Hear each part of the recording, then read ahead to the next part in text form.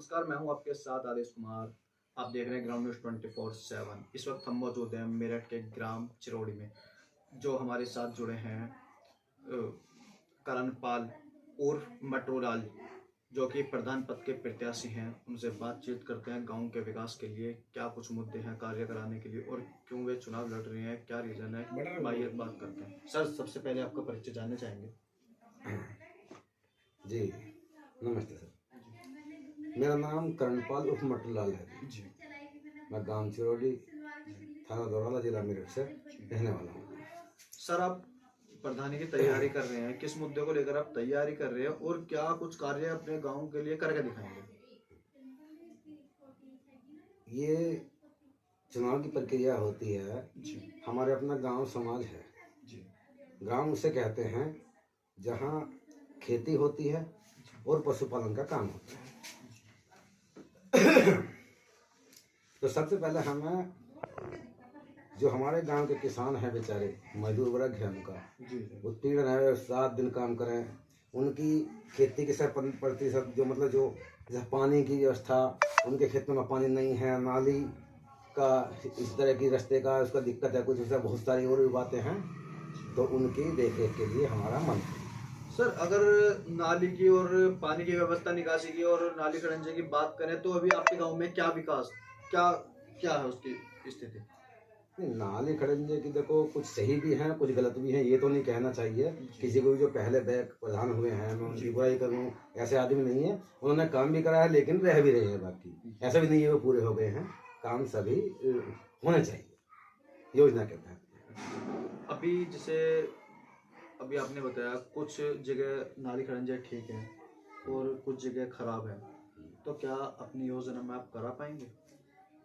हाँ, क्यों नहीं करा पाएंगे जी, प्रयास करेंगे। जो अफसर लोग हमारी सरकार है उनसे निवेदन करेंगे, अपनी बात रखेंगे जी, और हम उनसे निवेदन करके अपने गांव को सुधारने का कार्य करेंगे।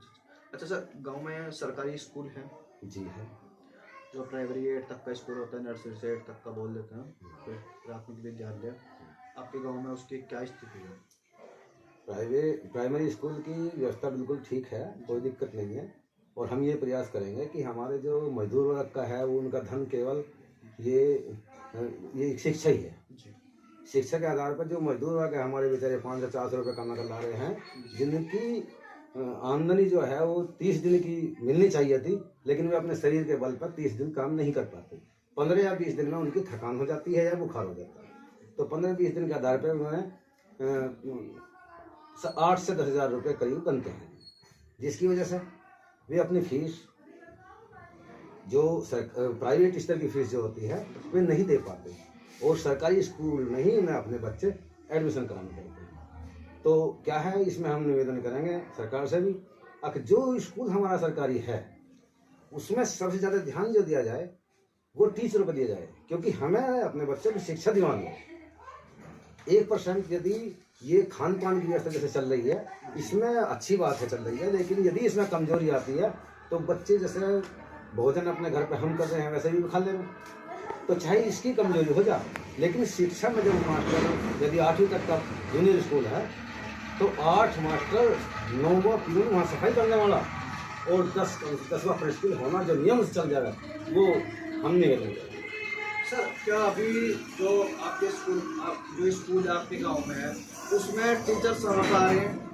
हाँ, समझ आ रही है समय पर। उसके अंदर की कंडीशन जो है, जो स्थिति है वो कैसी है? जैसे शौचालय आपने देखा होगा, और जो टेबल होते हैं, शिक्षक जो होते हैं वो समय पर नहीं पढ़ा पा रहे बच्चों को, उसकी क्या कंडीशन है अभी? तो शिक्षक जो अब मौके पे जितने हैं काम कर रहे हैं अपने स्तर से, वे बिल्कुल ठीक कर रहे हैं हमारे हिसाब से, क्योंकि वे बेचारे 8वीं तक का स्कूल जहाँ 10 आदमी की जरूरत है, आदमी 3 रह रहे हैं या 4 रह रहे हैं, लेकिन उस हिसाब से वे ज़्यादा से ज़्यादा काम करते हैं, कुछ ओवर टाइम ले लेते हैं, वे अपने काम करने में कोई कमी नहीं कर रहे।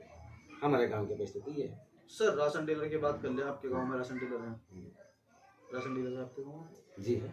सर, उसकी क्या व्यवस्था है? क्योंकि राशन पे क्या हो रहा है, 5 किलो आ रहा है एक आदमी का, 4 किलो दे रहे हैं, क्या घटतौली का मामला भी होता है आपके?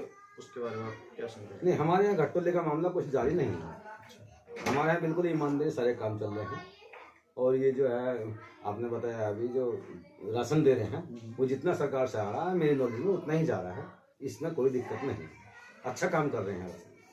सर आपके गांव में पानी की व्यवस्था क्या है? पानी की व्यवस्था टंकी हमारे गांव में जो लगी है वे फिलहाल मौके पर बंद है, जबकि हमारे गांव में पानी जो है ये व्यवस्था पीने का जो होड़ की वजह से खराब हो गया है।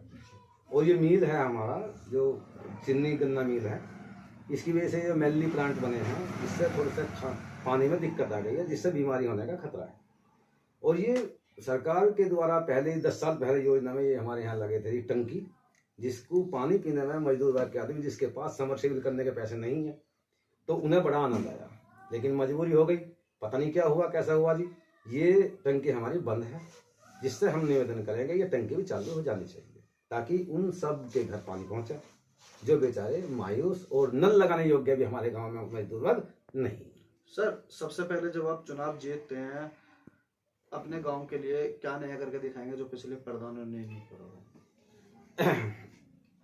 ये कार्य हमारे जितने अधिकार अपने आते हैं तो अधिकार तो करीब करीब बहुत सारे हैं, सारे ही है जो हमारे गांव की समस्याएं हैं बहुत सारी है जिनकी असंख्या जो सामने आएगी वही पड़ेगी, लेकिन इसमें खास जो है वे 29 विषय होते हैं, जिसमें 29 विषय भी बहुत सारी समय लग जाएगा, तो 20-25 पन्ना में आएगा, काफ़ी समय लग जाएगा जी बात बताने में।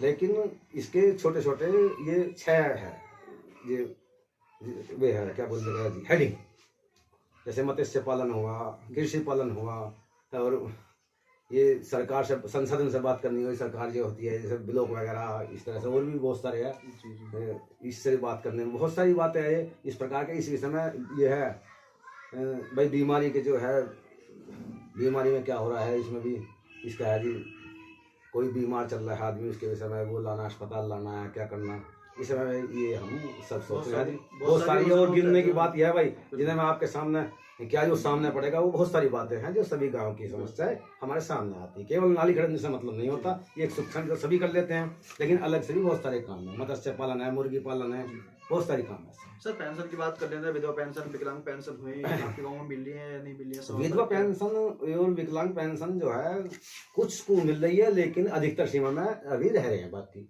जो उनके पास नहीं हो पाई, अधिकतर रह रहे हैं लेकिन मिल भी रही है। अच्छा, अगर आप चुनाव जीतते हैं दिलवा पाएंगे अपने ग्रामवासियों को विधवा पेंशन? हाँ, हम प्रयास करेंगे, हम सरकार से निवेदन करेंगे, बार बार जाकर उनके अपनी बात को रखेंगे। ये तो नहीं हम दमंग है, दमंग तो नहीं है, मजदूर वर्ग के आदमी है बिल्कुल।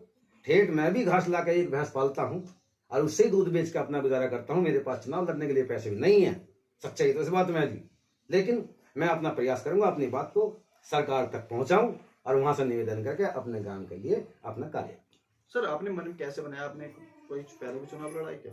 चुनाव लड़ने के लिए पहले भी आपने कोई चुनाव की तैयारी करी या कोई पहले गांव में कार्य करके दिखाया कुछ पहले भी कोई समस्या?